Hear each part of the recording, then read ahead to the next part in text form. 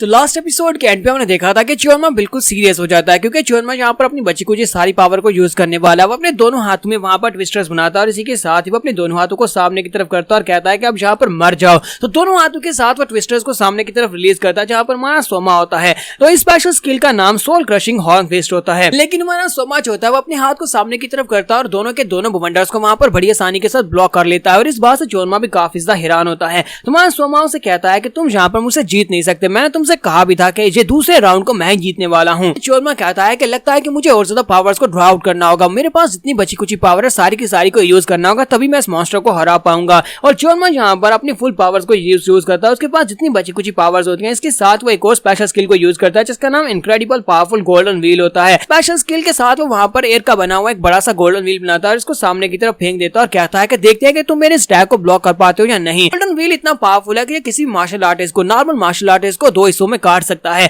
तो वो golden wheel को हमारे सोमा के ऊपर फेंकता है। तो हमारा सोमा जो होता है अपने पंच को सामने की तरफ करता है और उस गोल्डन व्हील को वहां पर ब्लॉक कर लेता है। हालांकि हमारे सोमा के पंच के अंदर दिखाता है कि उसकी सारी हड्डियां टूट जाती हैं, लेकिन वो उस गोल्डन व्हील को बड़ी आसानी से ब्लॉक कर लेता है। और इस बात से चोरमा को झटका लगता है। चोरमा कहता है कि ऐसा बिल्कुल भी पॉसिबल नहीं है। यहाँ पर अपनी फुल स्ट्रेंथ के साथ गोल्डन व्हील को यूज किया और गोल्डन व्हील के साथ कम से कम इसका बाजू कट जाना चाहिए था, लेकिन इसका सिर्फ और सिर्फ बाजू यहाँ पर हिट हुआ है और मुझे लगता है कि इसकी कुछ हड्डियां टूटी होंगी। सिर्फ इतना है, मुझे यहाँ पर इससे ज्यादा की उम्मीद थी। तो सोमा चोरमा से कहता है कि मुझे लगता है कि अभी भी यहाँ पर तुम्हारे पास वक्त है कि सभी लोगों से माफी की भीख मांग लो। ये सभी लोग अभी भी यहाँ पर खड़े और तुम यहाँ पर मरने से पहले इनसे माफी मांग लो। सोमा इसी के साथ लेफ्ट हैंड के साथ से पंच मारता है, जबकि चोरमा अपने इर्द गिर्द वहां पर एयर के साथ बना हुआ एक बवंडर बनाता है ताकि उसके पंच को वहां पर फेस करने से अपने आप को बचा सके।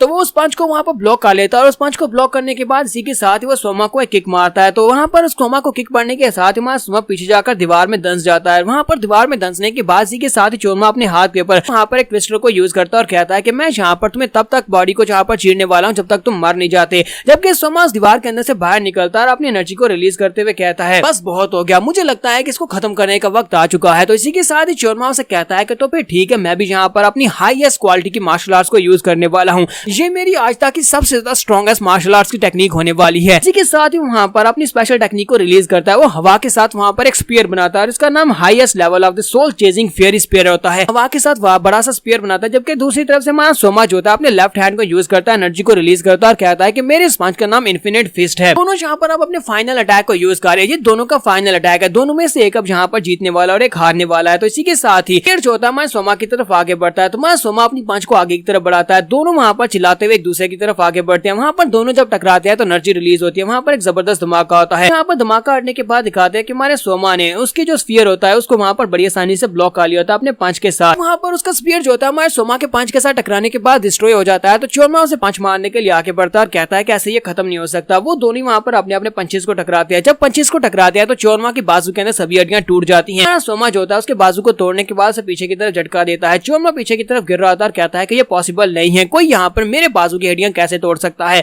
और हमारा सोमा इसी के साथ ही अपने लेफ्ट हैंड को यूज करते हुए फिर से उसके मुंह पर एक पंच मारता है। अब उसे वहां पर पंचेस पाड़े होते हैं क्योंकि अब यहाँ पर चोरमा के पास जो भी मार्शल आर्ट्स की टेक्निक थी वो सारी की सारी तो उसने यूज कर दी। अब वो और यहाँ पर कोई भी मार्शल आर्ट्स की टेक्निक यूज करके सोमा को नहीं हरा सकता। तो सोमा उसे पंचेस मार रहा था, जबकि चोरमा वहां पर अपनी बाकी की सारी बीती हुई जिंदगी को याद कर रहा था कि उसने अपनी जिंदगी में क्या क्या क्राइम किए हैं। कहता है कि मैंने अपनी जिंदगी में क्या कुछ किया, पैदा होते ही मैंने अपने पूरे के पूरे गाँव के सभी लोगों को मार डाला और उसके बाद मैंने क्या किया, मैंने बहुत सारे मार्शल आर्टिस्ट को मार डाला। जबकि वो बंदा जो कि मेरा मास्टर था, मारियंग फोर्ट्रेस का मास्टर यानी एम्परर, उसको भी मैंने मार डाला। वो मेरा मास्टर था, उसको मैंने मार डाला और उसके बाद मैंने बहुत सारे लोगों की जान ली, मैंने बहुत सारे बुरे काम किए हैं। मुझे लगता है कि वो सारे के सारे बुरे कामों का बदला चुकाने का वक्त आ चुका है। तो हमारा सोमा यहाँ पर उसे लास्ट पंच मारता है। उस पंच के साथ एनर्जी का बना हुआ एक बड़ा सा ड्रैगन बाहर निकलता है। तो वो बड़ा सा स्काई ड्रैगन जो होता है चोरमा को अपने मुंह में भरता है। उसे अपने मुंह में भरने के बाद सामने की तरफ दीवार के अंदर चला जाता है। वो दीवार को तोड़ता है, वहां पर से बाहर निकलता है। तो ड्रैगन जो होता है वो चोरमा को अपने मुंह के अंदर बंद करके वहां पर से उस पूरे मारियंग फोर्ट्रेस के अंदर से बाहर निकलता है और बाहर की तरफ जाता है जहां पर मेन गेट होता है।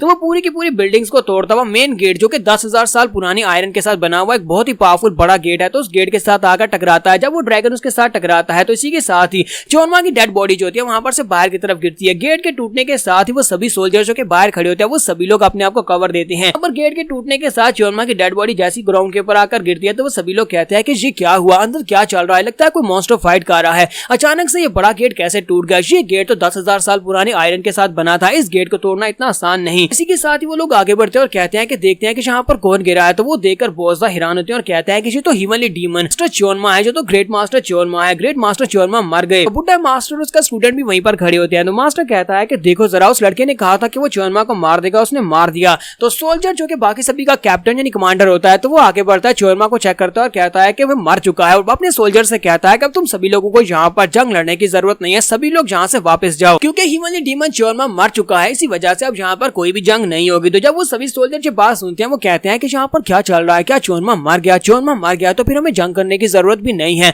हमें यहाँ पर मरने की जरूरत नहीं। और इसी के साथ ही वो अपने वेपन्स फेंक देते हैं और कहते हैं कि हम सभी लोग आजाद हैं, चलो जल्दी से जाकर अपनी फैमिलीज को आजाद करवाते हैं। हमारी फैमिलीज को च्योरमा ने बंदी बनाकर रखा हुआ था और सभी लोग भागते हुए अंदर चले जाते हैं ताकि अपनी फैमिलीज को आजाद करवा सकें। और यहीं पर उस कुबड़े को दिखाते हैं कि कुबड़ा वहाँ पर छत के ऊपर खड़ा सब कुछ देख रहा था और फैंटम डीमन उसके पास आता है और उसे कहता है कि हिमली डीमन मर चुका है, यानी कि च्योरमा मर चुका है। कुबड़ा उसे कहता है कि जितना बड़ा यहाँ पर इम्पैक्ट था और दरवाजे के साथ जिस तरह से वो पटका है, मुझे लगता है कि वो नहीं बचा, वो मर चुका है। फैंटम डीमन उसे कहता है कि ये तो बहुत ही बुरा हुआ, मेरा तो सारे का सारा प्लान यहाँ पर फेल हो गया। मैं तो यहाँ पर च्योरमा की हिमली मार्शल बॉडी को यूज करते हुए, यहाँ पर अपनी स्पेशल मार्शल आर्ट की टेक्निक को यूज करते हुए डिवाइन डीमन रिवाइव कॉप्स बनाने वाला था। अफसोस की यहाँ पर पहले मारा गया। तो इसी के साथ उस कुबड़े को दिखाते हैं कि वो कुबड़ा उठकर खड़ा हो जाता है। वो उसे कहता है कि हाँ, ये बात वाकई में सच है कि उसके पास स्पेशल हिमली मार्शल आर्ट्स की बॉडी थी, उसको यूज किया जा सकता था, लेकिन अफसोस कि अब उसकी डेड बॉडी को यूज करना पड़ेगा। तो अपने आप को सीधा खड़ा करने के बाद अपनी गर्दन को सीधा करता है और साथ ही वो कहता है लेकिन अभी भी हम लोग यहाँ पर इसकी डेड बॉडी को भी यूज कर सकते हैं, मैं अभी उसकी डेड बॉडी को लेकर आता हूँ।